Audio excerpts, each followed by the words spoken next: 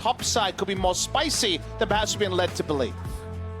And here we go as the Kazakhs is banned away. No Kai'Sa allowed for Uzi as well. Of course, another champion that Betty's been keen to play. That is going to be a tax on their champion pool and their draft phase for the rest of this tournament. As we know, both these teams are secured to be the high seeds in the semifinals, fighting for first place and the choice of which team they fight. Now, no Vladimir for Xiaohu. Let's talk about why RNG went red side for themselves here. Karma being one of them. It was touched on by the analyst desk, potential flex pick. I think also the fact that if Trundle gets first pick by Mujin, MLXG can lock in Graves. And then you have the same kind of game which we saw with Caster from RNG, where it's all about just trying to invade level 1 and stay ahead as a Graves. And that kind of shuts down Mujin's effectiveness in the jungle. Of course, there's also the third one, which is the option to counter pick for support if you do need a winning bot lane matchup. It's very difficult for blue side to put enough pressure on to remove the red side last pick from really answering a lot of the sort of strategies that Flash Wolves have been finding core tenets of their victories. The pushing bot lane and the early movements we saw from them against Kingzone were a highlight earlier today. Get the first pick here, and they will actually first pick Gangplank. So it's certainly a Hanabi champion, but not necessarily one he's excelled on compared to the rest of his pool. But it is a champion where, one, he's obviously able to be a damage dealer on the team, but he brings a global ulti that can impact the bot lane, which can be so important if Flash was want to go all in for that strategy of trying to shut down Uzi and Ming. Speaking of trying to shut down Uzi, well, here's a Karma for the LPL once again. You expect it to be played, of course, by Xiaohu in the mid lane, but we have seen Ming play it earlier. Either way, it's going to be lots of shields for that puppy dog down in the bottom lane, whether he plays Kog'Maw or not. That is how you refer to Uzi here. Israel is also here. Last time we had Israel and Kai'Sa banned on blue side, and then Kog'Maw becomes their priority pick for him, but Israel has just been fantastic this tournament. They get a flex pick that they've already shown they can flex, and one that is core tenet of their victories, and also this champion that does so well in lane and has the earlier power spikes as well. So a very fearsome draft on the red side, may in fact be the entire duo lane. As for Flash Wolves, how will they start to make things happen? They just blind pick both their solo lanes in the first round. And I wonder if Flash Wolves play the same kind of comp they did just an hour or so ago with 4 squishies and a split pusher, because that did work against Kingzone without a tank at all in the lineup, a thing that we see so rarely, requires you to get ahead, and they're saying with Graves maybe we can do that. We also know that with Betty happy to play Ashe, even if Varus is banned, he's happy to tank some more bans through the second phase. Yeah, that's enough AD carries for him. I want to see if MLXG grabs Lee Sin, like he did the last time someone actually grabbed the blind Graves against him. Obviously, we saw earlier today Kingzone, when they saw the situation, they took a Zac, which did not work. He got invaded. Jungle horribly. Exactly. That should not be the pick for MLXG. I think he needs something where he can actually duel the Graves a little bit and defend. And that scenario is not already written in stone either, because they could have taken the Karma mid lane and had priority. It seems like they're going to take a page from the Team Liquid playbook. The first ones that they showed, the Malzahar jumps onto the Rift again. Very good champion for turning onto a Graves if he goes for an optimistic steal on a jungle camp. All right, well, Xiaohu going to go back to that Malzahar he brought out to MSI, and Liquid said, you made this, I made this. We like these champions too, and it's almost been synonymous with Poe Belter, but this could give RNG a lot of tools now. Zoe does not innately have good ways of outplaying a Malzahar. Also looking at these bans here, Freak, you already highlighted the Varus, Kog'Maw being one of the other ones. We get the Lee Sin ban that we just talked about for MLXG. If he's on a ganking jungler and you have Malzahar mid lane, it is a very strong combination to shut down a Zoe, which we have seen during this tournament that you can really gank hard, and it's very difficult to escape with Zoe's ulti. And even this decision of when do you pick up the QSS is a struggle that we've seen most teams not have full answers to. Earlier Zoe against a Skarner that time delayed the QSS and then was attacked relentlessly. Alistair ban actually comes out here against Sword Art's famous roaming support. So of course have the Ornn as well. That was a huge pick for Let Me in the game we just watched before here. Fantastic engages on his side, works extremely well against poke champions, just due to the safety and the range. So that should be the choice for him, and then they can still go for jungle last unless there's some reason they would actually save top lane pick, but they already see the GP. Yeah, I don't think that Gangplank is flexing to support or something, so seems a likely spot there. I would expect to see a top lane pick up, and either way, the Flash Wolves put their bans actually at early game junglers that might match Mujin's pressure, getting rid of the Lee Sin and Olaf, hoping that they put MLXG onto a tank, even the reasonably fast ones, but no, he still goes for a fighter. The Xin Zhao is here.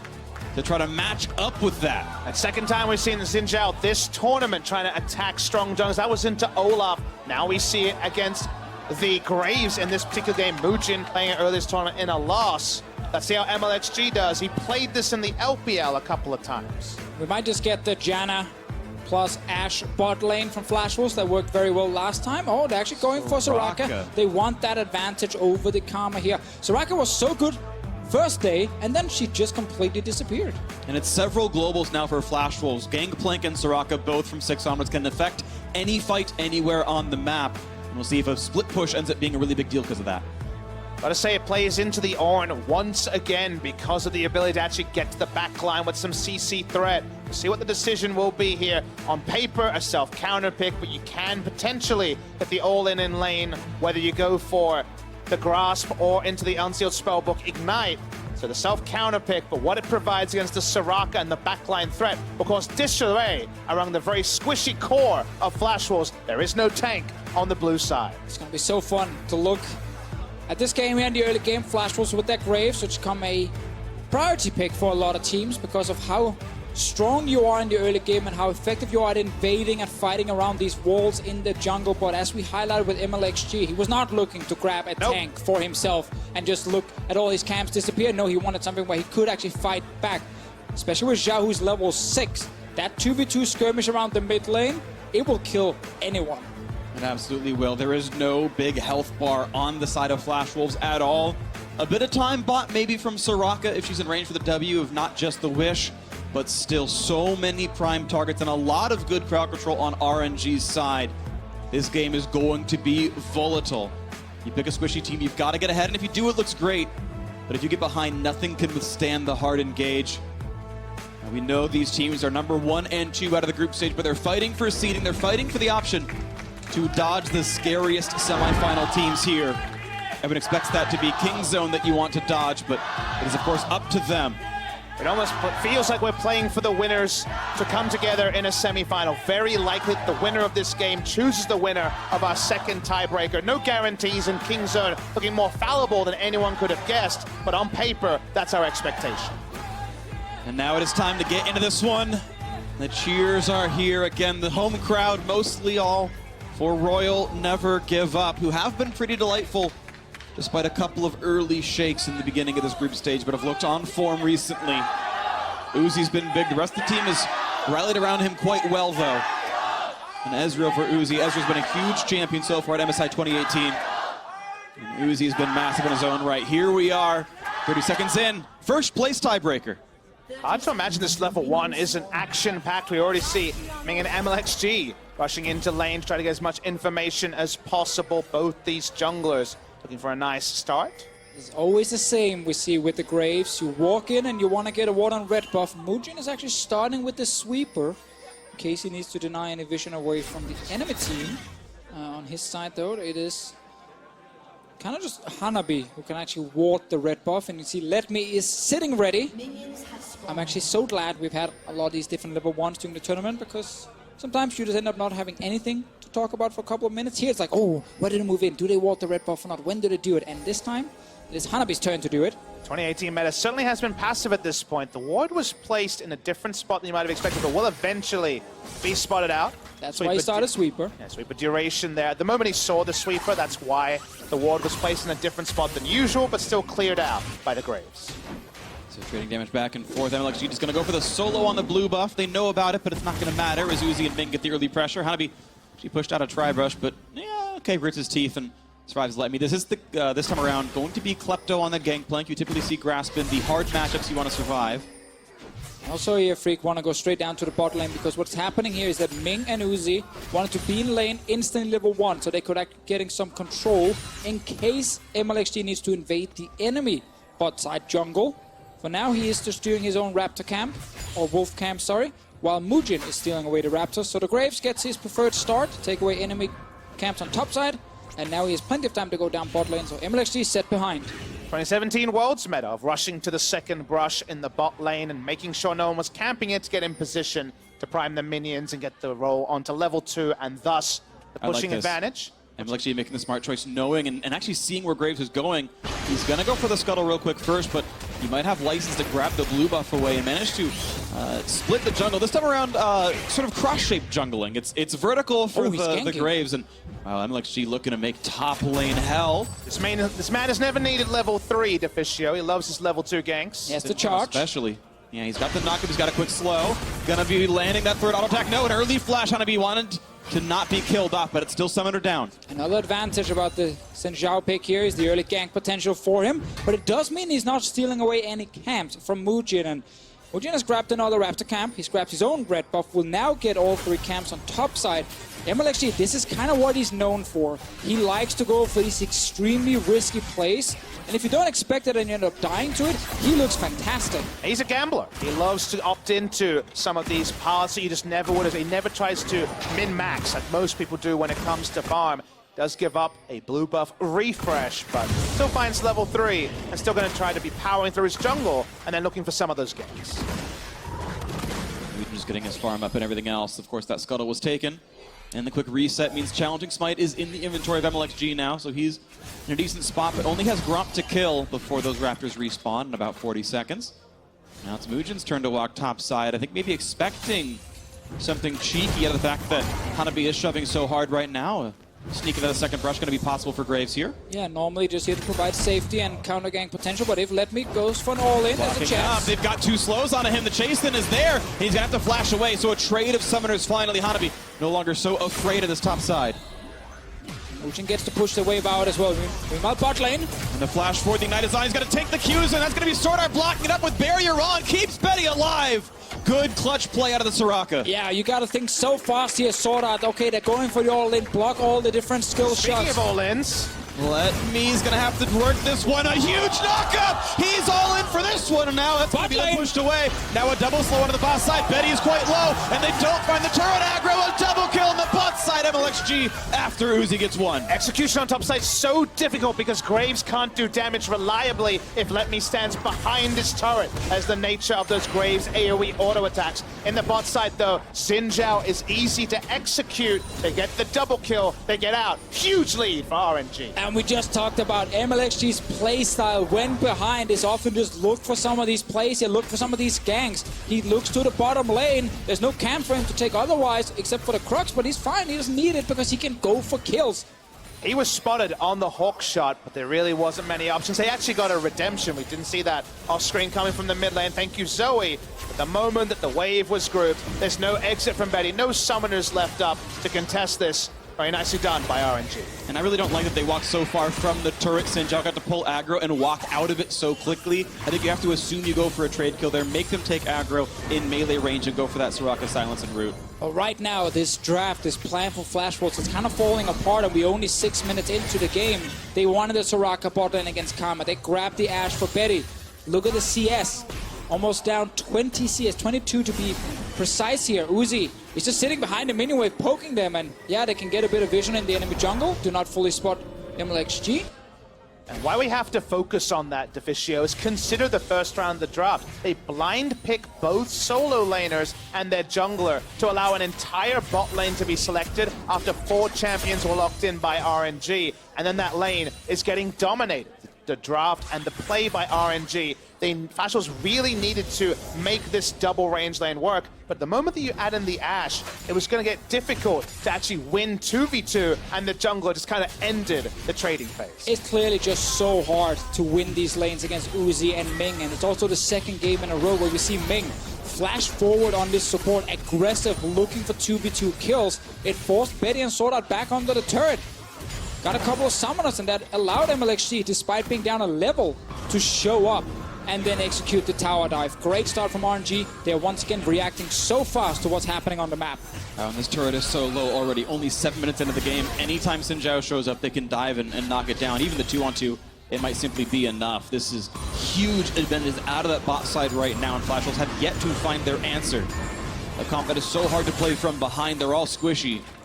This could be absolutely massive for RNG. Take that first seed and send a message on this win. Big change in pace for Maple. Very early QSS, even before a lost chapter, so he can have lane presence post-6 if they don't have vision of the enemy jungle. 7 minutes into the game, we're already going to see the gold. It's going to be solo gold on Uzi. It always is. Uzi getting bigger and bigger. Look at this, a More than 2,000 double. gold lead. I mean, he's more than double Betty's money right now. It's actually ludicrous how far ahead Uzi is right now. Of course, the ganks help. First turret, all the farm, 39 to 75. It's almost double the CS on top of this one. This is probably the biggest mismatch I've seen all MSI. Yeah, and he's already playing an AD carry that will be fantastic in the mid game on its own. Now you're so far ahead of the enemy AD carry who's stacking crit items. It's going to be insane how much Uzi can do once he gets his 2 items, and he's going to get them quick. Everything Flash Wars prioritized has been turned against them, with the bot lane losing so handedly. The game may not be decided, but if RNG continue on this pace, making controlled aggression plays that didn't look likely 4 days ago, they will be our first seed team in MSI. Royal never give up. What a great run they've had so far into this. Now looking for Mugen the Flash. They've got the open. They've got all of the damage they could possibly need. MLXG getting the kill on this. And he's here to make sure Uzi says, I might want that red buff. Fighting the top side as Let Me pushes back Hanabi as well. Talked about this in Champ Select. When you have level 6 from your Malzahar with the ulti, and then you add in a champ like Xin Zhao, there's a lot of damage coming against a lot of squishy champs, and all Zhao needed to do was just flash forward and click R, and then MLXG could finish the job. And that time it needs 2 flashes. If you can keep pushing this vision forward and you face check a Xin Zhao, he can start with his Q and have his audacious charge up for the gap close. He can do the work himself as well. Full damage expected out of MLXG, and RNG still pushing on the bot side. Ooh, another dive. Oh, Hanabi. He's got a trinket ward. He smells this, and now he's got to run. Ooh, nice job getting rid of the barrel. Like, will he go for the slow? Yes, but now right in front of Graves. Underneath the turret, 2 versus 3. They've got the burst damage. They should be able to take him out, and he oversteps himself. But Maple will not find the Drowsy. That bubble will not get his target. Well, not anything more to pick up. At least one sighting of MLXD before this game is over went for the super aggressive dive at 9 minutes into the game with multiple people off the map and not showing. That one was That's when you're confident in your lead. Uzi and Ming sadly could not really help him once everyone ended up showing up from Flashwell's side, but that is the first kill for them. They are very far away from getting anything else on the bottom side, and most importantly for RNG, Uzi still farming. He's going to hit 100 CS very soon. Yeah, this wave is going to be it. Nope, just kidding. He's going to back off. So get that later on in the game, but we can watch this dive again. And MLXG, I want to see when he notices. I mean, Hanabi shows that he knows by starting to walk away earlier than ever. Teleport comes through from the mid laner, and yeah, that one was optimistic by MLXG. Can't completely blame him, but you're right. Graves was suddenly right there. And yeah, you take a lot of risks, and sometimes they do, of course, backfire. Blue buff will be handed over to the Flash Wolves mid. Maple gets that one without any worries. And to be fair, MLXG did trade his life for a TP. A full cooldown teleport now from Maple, so he will definitely call it worth. And I mean, generally, if you can trade 1 kill for a TP, you're going to take that. Like, you don't mind your jungler dying then. Yeah, so we can play run that power spike. Of course, that timing. When he's making fun of junglers, Papa Smithy doesn't seem to agree, by the way. I think TP for a kill? Yeah, you're definitely taking it. Can be debatable. I would generally take the kill, but you know what, Deficio? You played in the EULCS. I didn't. I'll take reasons that the game might slow down for RNG for 500, because it felt like anything else they did, they would have he flashed onto it. He's dead. He's so dead. He's gone. Mugen gets the kill. Did he just flash in place? Yeah. Yeah. Let's not dwell on it. That one is not worth it. He got the arrow on cooldown. That's worth it, right, Deficio? Yeah, sure, same cooldown, of course. Rift Hill getting started, guys. Focus on the game, that's important. But these are the picks that Flash Wolves need to get back in, though. These long-range ultimates and the stuns. And we talked about his Ashe last game when he was up against the Tom Kent. He was up against Yasuo when these arrows are going to be hard to land. This time around, other than Malzahar, there's only good targets for an Ashe arrow. You can chase down those targets. So these kinds of picks are what Flash Wolves need. Long-range bubbles from Maple, arrows from Betty, and those double global ultimates of Hanabi and Sword Art. Let's see if they can make this happen. Nice pickup there. The Raptors went over on the blue side. Let Me continues to build for lane. He's got an Iceborne Gauntlet to keep the trading decent against the Gangplank, keep him honest. MLXG top side to help Uzi. They want to take a second turret here, RNG. Won't get it just yet, though. There's not quite that same threat of dive. Sword Art still has Wish and Barrier, and Betty's got Heal. Difficult to kill these champions sometimes. Still, Uzi is safe and he can get some damage. Doesn't mind to take one auto attack on a shield on him. Uzi is so far ahead in terms of items. Betty just sitting on that Warhammer. We do have Mabel moving around. There's no wards behind. RNG, but they don't really need to worry too much. It's only GP that can TP in, and Let Me can match that. Same for Xiaohu. And I gotta mention that RNG have much less control around the river than you might expect with the lead they have. With Malzahar able to roam through, usually you want to get wards either aggressively or down the river with control wards to stop there from being any collapse from the Flash Wolves when you try to take the secondary turret. The Flash Wolves are able to pretty happily roam through. That means that RNG's push is a bit slower. All right, let's see. Betty's arrows are so good that it forces you to flash in place. The mind games to Fishier. He's smart.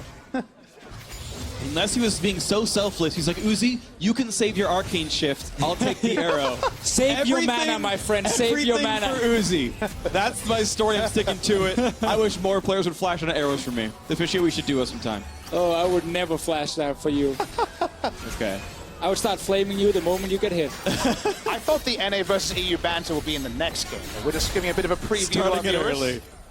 All right, this is still, of course, a very good game. 3,000 gold does put World Never Go up ahead, and they are looking to keep this push going against such a hard comp to play from behind for Flash Wolves. Most of these dives can work out, and these picks can work great. Yeah, well, we've seen 2 good picks now for Flash Wolves, one on MLXG and one on Ming. Uzi is still just farming, and same for Xiaohu. Like, their CS numbers are fantastic right now, so we're still kind of just waiting for RNG to make the next play around the bot lane. I think Uzi's just getting a little bit annoyed that everyone is dying around him. Let Me might die here. Ah, he's fine. And he's going to go walk away with that. Not enough crowd control here for the team. Inferno Drake spawning in 5 seconds, and you have to expect World Never Give Up wants that. They've kept their dual lane top side, though. Typically, you see them come down to the other side of the map. They're going to be prioritizing the turret over that neutral right now, and they will claim that prize. I do know that Uzi's build path is like praise when it comes to his double tier. Ezra is going for the Trinity Force as his second item. Flash Wolves have no frontliners, and usually Iceborne gauntlets to kite tanks and to open space from your enemies. Uzi's going to be using his Arcane Shift aggressively, and the Trinity Force damage will help it out. Let's see if Flash Wolves can do something bot side while Uzi is still sitting top.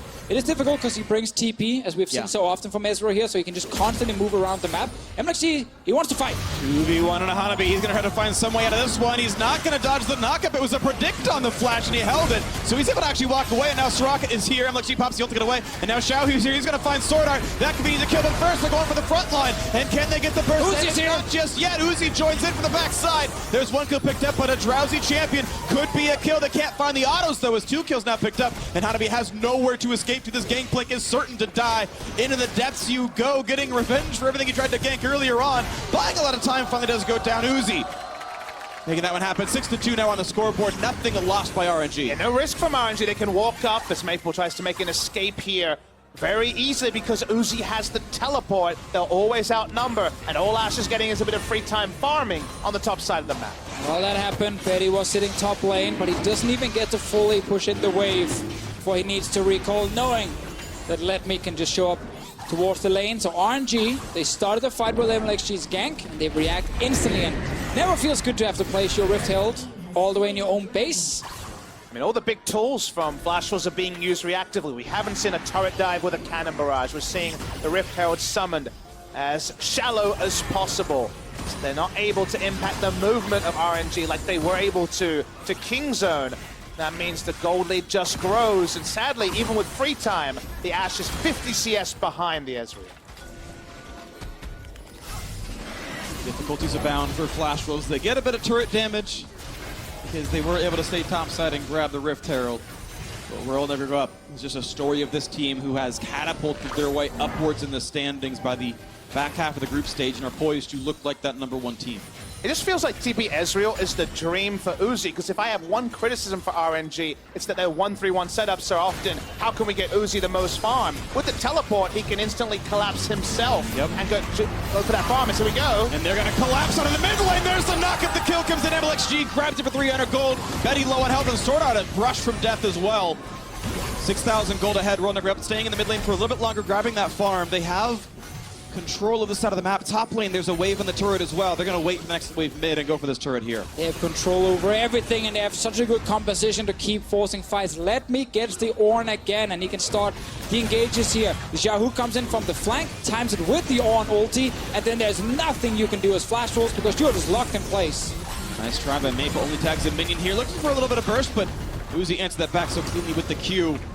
World Never Go Up, just getting more and more of this map. 7,000 now their lead. And They have played not only around Uzi, but everyone else. MLXG, they thought they could push him down on his champions, grab the Graves, ban the other aggressive ones, and he says, no, I'll take Xin Zhao, and has had a pretty damn good game. The ganks have come through, KP of 5. And really is a fantastic story for RNG this split. Like, it was a very rough regular season, entering the playoffs as one of the lowest seeds, but then made it all the way through to the final. And now we get to see here at MSI, they've really figured out what kind of drafts they want to play. Ornn, Malzahar, big picks for them, and of course Uzi wins every single lane with Ming at the moment.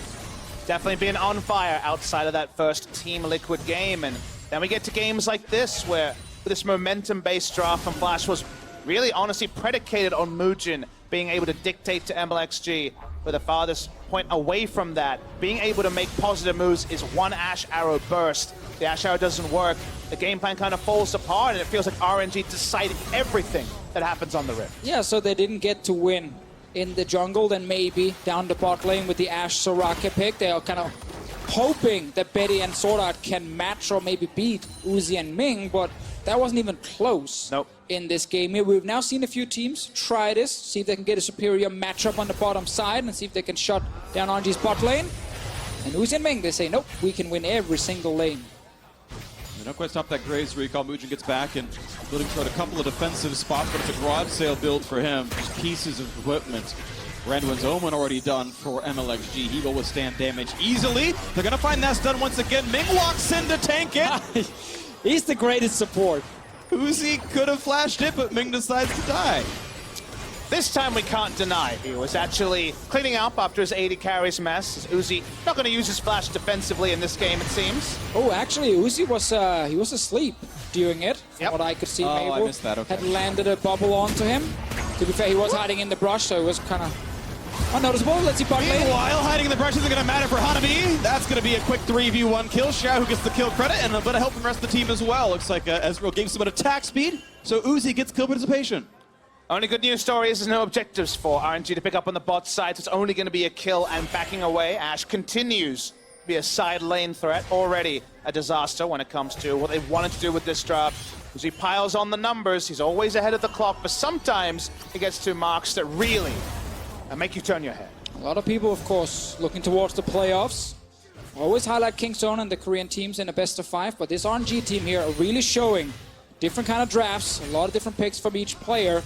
And they're showing that all of them are actually performing at a very, very high level. So they, if they can lock down this game, of course, be their first seed. See with this replay from before, Uzi gets hit, I believe, by the bubble. Actually, might just step into it then. And jumps back. Oh, just the very, very last second really, there. yeah, and he just stands in front. And he says, okay, I will die for your mistake. That was Uzi misclicking his arcane shift and taking the drowsy. And Ming loses the KDA for it. True support. Pour one out for Ming. But now he's back in action. He's got Ardent Sensor, not even upgrading his boots, but he's here to play Vision Control for Baron. Already being attacked, actually. Another true support rushing that Ardent Sensor. Let's see if RNG can set up around Baron. 21 minutes in. Last game, they looked very good around the big objectives. Uzi, as we highlighted earlier, not only is he winning lane, he's also on Ezreal, who spikes so hard on these two items. He can do whatever he wants. MLXG is so far ahead, and they feel like they're so far ahead that he's going for initiating build. He's going for the Audacious charge into the Randuins. He already has Randuins this early into the game, so snowball tankiness rather than the snowball damage we usually respect. Oh, they're not doing anything. There we go. Suppressed, QSS on, gets silenced again though, and the flash to chase forward, the slows are in. Nothing Sword Art could do in time. Great kill picked up. Good vision control. Papa Smithy, they will grab a top lane turret. Easily. No map controls. Uzi does have the QSS now. He's turning. Does it immediately. They've got a lot of crowd control. Mujin not quite knocked up range and buys some time. Uzi in the front line, but he gets attacked for it. Then a half HP has to run away, also with the cannon barrage. Turret's going to fall though, but this could still be a precarious dive. Not a lot of places to go. Still pushing the top side of RNG. Uzi a bit too ready to go when it comes to the front lining on the Ezreal, but backs away, and RNG bringing a huge minion wave. Shield is on to Uzi. They're going for a lot of damage here onto this turret. Then a half right now. Hanabi forced to kite back. Looking for volley, looking for damage. Betty's still going to stay up, but the turret is gone. And RNG with the Mantra Inspire Shield going to run right back out. All right, they get that turret here. Baron was not touched during this fight, but the vision around it was important to create the first pick onto Mabel, which then set up another fight around that mid lane with Uzi. All of RNG can go back, full reset, get all your control wards once again. and then go to Baron. I think Flashwolf's only hope is to steal the Baron and secure a big win in a team fight around it. While we had a Baron stealing day yesterday, seems very far away from that today, as RNG are one of the teams that have shown very much improved setups around the big purple worm. Items here still really smart, and a couple QSSs to go with a 9,000 gold disadvantage on the side of Flashwolves. See what the pickup is on the back here from Uzi. Might just be the entire Archangel staff. A lot of money in his inventory. I mean, right now he has over 11,000 gold in total, and Betty is just hitting 7,000. Yep. Yeah, it's ludicrous. And again, the Ashe Soraka was picked after Yep. the lane here, so it was certainly picked for a win, and it's the farthest from it. Well played. I mean, this is one of the best bot lanes in the world, if not the very best for a reason. And even with counterpick, very few players could ever hope to withstand what Uzi and Ming can do in that bottom lane. They're going to find a Drowsy here. Still has the QSS available this time. And there will not be any follow-through anyway. 4 people on that side of the map. Looking for the next push right now is Royal Never Give Up. I do wonder what the learnings is for the next team to face RNG in the best place, specifically on blue side, because the Karma or the Ezreal, which one do you ban? You'd love to ban both, but there's other things. The Karma allows them to be a bit more free with their choices when it comes to the counter pick on the red side. We'll leave off the theoreticals, because it's all about the real stuff right now. Bundy does not yet sound the horn, but Ghost is in. Also, Shirelius. Now comes the attempt at the play. Sword out a bit low, but is he an easy enough target? Redemption buys enough time. Out they go. A couple ults down. A very important disengage from Flashwolves. Great smoke screen coming in from Muujin. We actually stopped Xiaohu from flashing forward and just holding on to someone like Sword Art. That now means Flashwolves buy a little bit extra time for themselves, but RNG are still in full control. MLXG looking for more. You kind of just need to see Xiaohu flash forward with that ult. There's actually that ward sitting alive inside that pit as well. Now it's kills, so now it's darkness here. RNG starting up the Baron. Of course, pretty easy with Malzahar and everyone else. So can Flashwolves face check this? Can they stop it? It's getting burned down so fast. Cannon Barrage actually going to force them back. So a few seconds earned. Also a Drowsy onto MLXG. Not going to matter. Very disciplined choice by RNG. They know they can pull away and still have pick tools like the Malzahar flash ulti. Oh, they see him. Oh, doesn't quite get that angle though, and it spits out of the wall. The wind lane wave is cleared, so it's a bit more time that Flashwolves can buy for themselves. Makes Uzi sit back and clear the wave. And Maple has to give up this one, as you might have to start playing for this Baron yet again. RNG setting it up continually. Bot lane could also be a problem. Giant wave getting pinged by both teams at the moment. They keep buying a bit of time here with the Ashe, shooting in the Hawk shot to see what's going on. And at this point here, RNG can just rush it down. And they're not going to face check. There's too much threat right now. Flashwolves going to get it away. Need to go for a turret kill. But Baron will be secured. World Never Give Up going to grab that one. And Uziel, oh, they're going to look for the re-engage. Knockup only finds a single one. But is there a follow-through from Xiaohu? Gets the silence. He's going to go for the ulti. Flashes in. And he tries to bait the QSS. Doesn't get that one to happen, but a flash out from Maple. Now looking for the next one. Muujin running out of help. Jumps over the wall. Uzi still in the chase. Jumps right in. He's going to try to find that kill, but Wish buys some time. And they might get one Drowsy. Not just yet. They've got Sword Art. The barrier pop, and the kill comes through. And the back lane going to fall. That's Graves. And everyone else just kind of dropping and running away. Gangplank was the one to actually die. Muujin still stuck on the wrong side of this fight, though.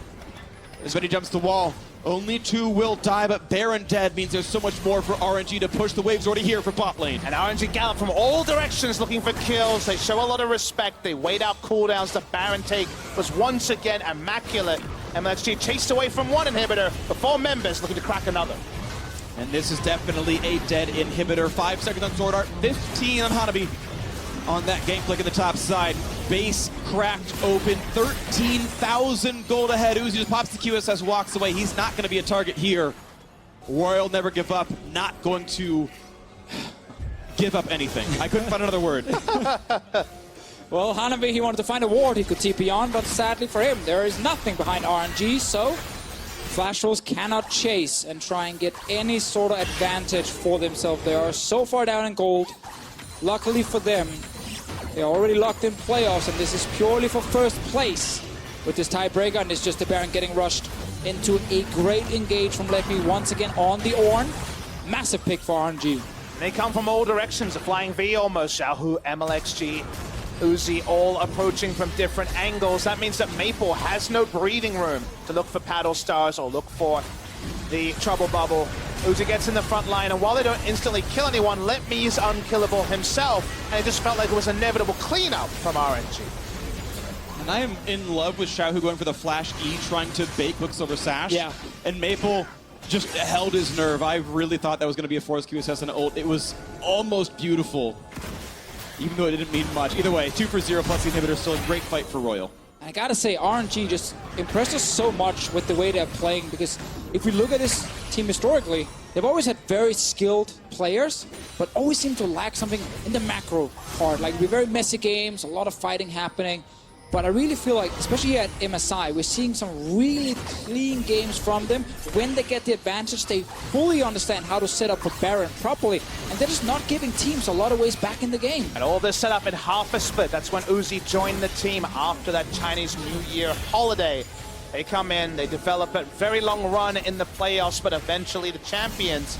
You're seeing the fruits of their labor now at MSI. And of course, we'll see more from the labor of both these teams here. Flash Wolves will almost inevitably be the #2 seed heading into the knockout stage, the semifinals here at MSI 2018. World Never Give Up with this fight might claim that #1 stage. They've evaporated one. They're going to look for the second. They've got that a double for Uzi, looking for #3. He's going to find it. Can he get more? As the rest of the team is forced to run out of, he gets rid of some of the minions, but just runs away from his base. Now Maple has an extra flash to burn to get away. The knockup not going to land. That'll let me. And the kill time is going to time out anyway, but they might just get that 4th one anyway. He does. The unofficial Quadra is in. And Gangplank will just run and hide. Nothing to defend. Royal Never Give Up make the run through the back half of the group stage. They will claim the #1 seed, crushing Flash Wolves under their heel. And they will have their choice of semifinal opponent. And it was pure domination from RNG in this game. They win the bot lane. We have in the mid lane, the Malzahar pick's been huge also for Zhao Hu. Great start from him to go with MLXG on that Xin Zhao. So it's just a good pick and ban phase, but even better execution in-game from RNG. And I'm not looking to get into greater than chains, but I just think about 2 games between Flash Wolves and Kingzone, and 2 games between Flash Wolves and RNG, where they've been dominated in their last 2 games from very early in the piece. Meanwhile, Flash Wolves have had the tools to make Kingzone look ordinary themselves. Yeah, that's really the biggest thing here for RNG. Now they can pick who they get to face, and if we're looking at the teams in playoffs, we know it's Kingzone, we know it's Flash Wolves, and then it's either Team Liquid or Fnatic. If you're RNG, you're most likely looking towards one of those. You just dodged Kingzone in a semifinal by winning this tiebreaker. Yep, and of course they're going to dodge Flash Wolves as well for what that's worth, because you can't pick them. Not that it was all that relevant here. So it all comes down to the next match on stage, the end of the group stage, Fnatic versus Team Liquid for who is that 4th seed. The team that we expect RNG to pick as their first opponent. Up to them to decide, of course. But that's going to be the next one here. Who's going to round out that bracket stage? But we need to celebrate RNG.